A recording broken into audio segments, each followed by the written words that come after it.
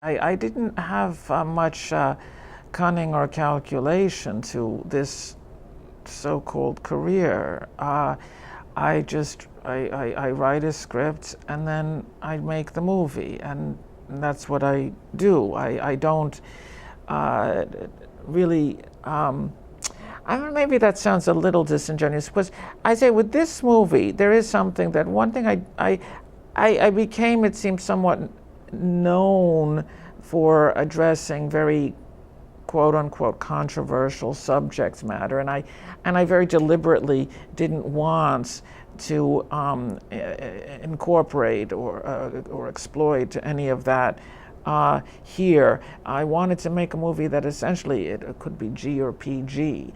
There's nothing on screen that's off-putting or troubling in any way. So I did want to kind of remove myself a little bit from all that notoriety, let's say, that sort of enfant terrible label.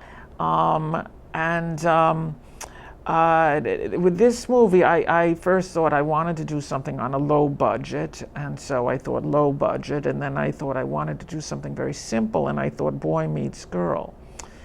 And from that, that very simple premise came this. Dark Horse dramatizes a character who is in his 30s and is, I suppose, labeled today a man-child in the way that the Apatow template, a 40-year-old virgin, established or made famous. Certainly, if you're in your 20s and you're living at home, it's really most understandable, because it's so costly, financially stressful to figure out how to get a footing in the world of apartments and rents and so forth. But once you're in your 30s and you're still living at home, it can develop into a kind of pathology. And my main character here is someone who very much clings to his youth, who is consumed with the kind of musically the kind of American Idol soundtrack is a kind of loop in his head.